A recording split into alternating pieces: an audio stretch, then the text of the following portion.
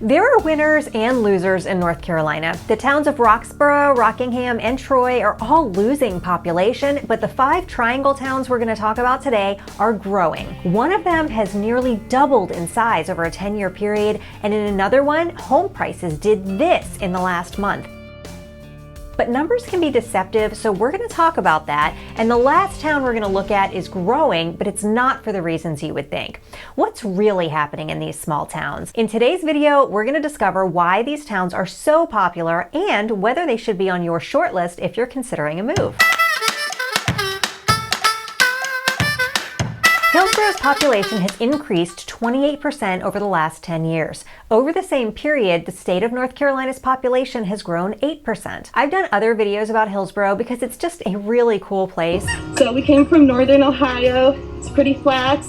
Here it's nice and hilly, but not too crazy. So we just love it here. Everybody's so kind and nice. Hillsboro has some of the best trails in the Triangle. At Occoneechee Mountain, you can actually hike to a really nice overlook, which we don't have a lot of overlooks in the Triangle because a lot of it's pretty flat. Of course, that's relative. Anyone coming from Florida won't think it's flat, but compared to the mountains just over to our west, it's flat. Between Occoneechee, the Riverwalk, Gold Park, and Kings Highway Park, Hillsboro is just a great place to get outside and hike.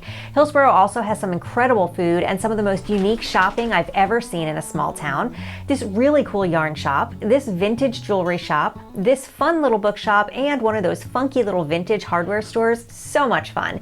If you don't move here, you should definitely plan a day trip. The median home price in Hillsboro is $400,000. Redfin is calling the Hillsboro market somewhat competitive. The average home sells for about 2% over list price, and hot homes can sell for up to 7% over list price. In September, about 45% of homes sold over list. This is my favorite home that's currently on the market in Hillsboro. Look how adorable this is. It's already got multiple offers, so it likely won't be available by the time you see it, but it's still a good example of the type of home you can get in Hillsboro for $450,000. Hillsboro and the next town on our list have very similar growth rates, but they have very different vibes. Wendell's population has also increased 28% over the last 10 years. A big part of that growth has been the Wendell Falls neighborhood, a hyper-planned community with resort-style amenities and a director of social activities.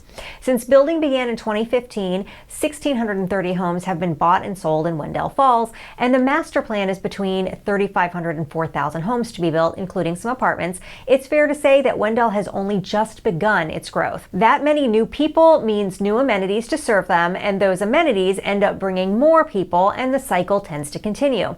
The location's fantastic. This area is just 25 minutes east of downtown Raleigh, and there's still a lot of farmland that you'll notice driving around east of Raleigh. Downtown Wendell is adorable. They have this town square where the town puts on frequent events. There are also some cute little shops and restaurants. If you've got small children, there's the Little Doodles Play Cafe downtown. There's also a wine bar, a beer hall, and a really cool pottery studio and maker space where they have all kinds of lessons, and you can buy a membership to have access to their equipment. The median home price in Wendell is $370,000. Interestingly, Wendell Falls is about $504,000. Redfin is calling the Wendell housing market somewhat competitive. The average home in Wendell sells for around list price. You don't have to worry about bidding wars as much here, and only 22% of homes sold over list price in September. I think this home currently for sale in Wendell is really interesting, and it looks like a great home for the price. Wendell Falls really does tend to overshadow a lot of other listings in Wendell. It's hard to get away from this beautiful architecture, but if you want a bigger lot, Wendell Falls doesn't have it. The typical lot in Wendell Falls is 0.15 acres, but this home is a custom home on almost an acre lot, and it lives like a one level with just the bonus room upstairs. That's really hard to find. Of all the towns we're going to talk about today, Elon is the furthest from the Triangle. It sits right here, a little more than halfway between the Triangle and the Triad. It would be a great option for people who need to be convenient to both metros. Elon is a college town, home to Elon University, and I'll say that the entire town feels kind of like an extended college campus. In fact, the population of the college is a little over 7,000 students, plus another 450 staff members. The Elon University community makes up almost 60% of the town population. Add in families of staff, and it's getting closer to 70%. The benefit of this is that you get some resources that aren't typically available in a town this size. You get a nice Barnes & Noble bookstore right in downtown, several unique locally owned restaurants, much more than you usually find in towns of this size, and of course all the arts and entertainment that comes with a university right in the middle of your town. But here's where it gets weird. In August, like 2 months ago August, the median home price in Elon was around $325,000. Now, the median home price, according to Redfin, is $587,000. How does that happen? This is where you need to keep in mind that in small towns come small data sets, and just a few listings outside of the norm can really shift the average. What I thought I was going to find was a new home neighborhood selling homes in the mid-500s, but that's not what I found. I found several investment properties close to $900,000 with multiple student rentals that sold, throwing off the data. So when only 6 homes sell and the top 2 are outside of the norm, it makes the middle or median house not really representative of what's typical, but none of that really matters. For the love of all that is holy, what are you doing? Oh my gosh, with the scratching, Piggy. When only 6 homes sell and the top 2 are outside of the norm, it makes the middle or median house not really representative of what's typical. But none of that really matters because then I saw this house. Guess how much this house is? Put your guess in the comments. Seriously, I want to know if you guys are as shocked by the actual price of this house as I was. Go ahead and guess.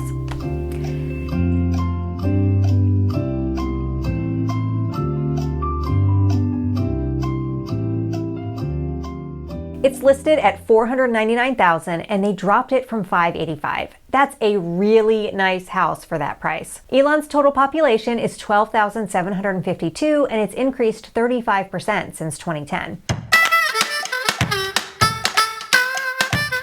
Rolesville's population has almost doubled over the last 10 years. It's increased 85%. Rolesville is about 10 minutes from downtown Wake Forest and about 25 minutes to downtown Raleigh. Y'all know I'm nerdy, and now you're going to find out that it's not just numbers. I also like rocks and trees and various other sciencey stuff. So the first thing I noticed about Rolesville was this really cool lake where they do scuba diving lessons. It's in a large granite quarry, which just looks really cool, but they also have a submerged plane and a submerged bus and probably some other things under there. But this reminded me about how cool the rock formations are in this area. If you're interested in geology, the Annie Louise Nature Preserve and the Turnipseed Nature Preserve are great places to visit. At Annie Louise, they actually have field biologists on site that can accompany you on a nature tour, which is pretty cool. Rolesville doesn't have downtown area really, but there are a few really cool little boutiques. And if I'm being honest, I'm kind of jealous of the Granville Falls Swim and Athletic Club. I'm not much of a swimmer. I mean, I did grow up in Florida, so I was swimming when I was 2, but truthfully, just give me a lazy river and a nice big raft and a good book and I'm gonna be happy. Rolesville's an extremely competitive housing market. Almost 60% of properties listed sold over list price in September. Redfin's competition score is pretty high in the Rolesville market, and you can see how it compares to other markets that they feel are similar. There are only 8 homes in the market that aren't new construction, and a lot of the new construction right now are suggested properties that haven't actually been started yet, so they don't really exist. Anyway, I thought this home was really cute for the price.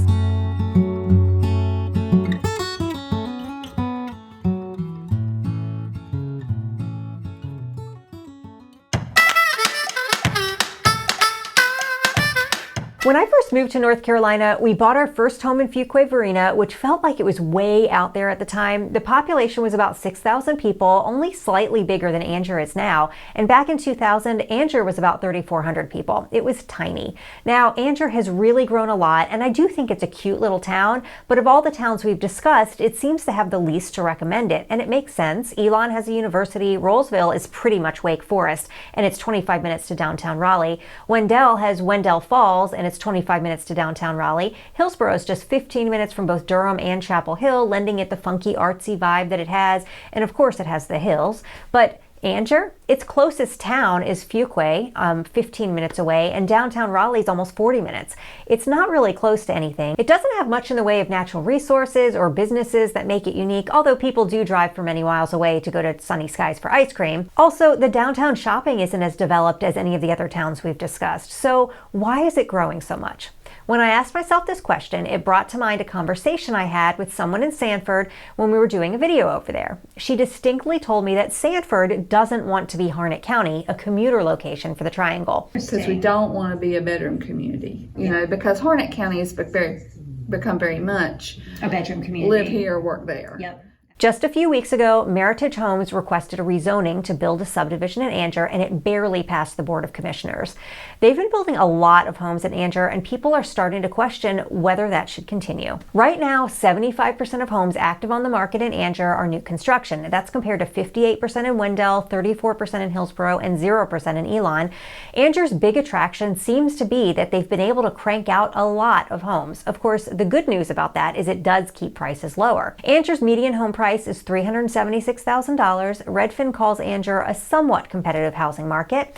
It's got the lowest competition score on our list, and the average home sells for 1% below list price, and 30% of homes sell above list. Having said all this about Anger, it isn't a bad place to live. If you like a quiet country lifestyle and a decent number of subdivisions around, and you're not worried about commuting or the distance doesn't seem a big deal to you, you can get an incredible home in Anger that's hard to find in many places for the price. Look at this home. I would move to Anger for this. Seriously, you could totally fit a pool in that backyard.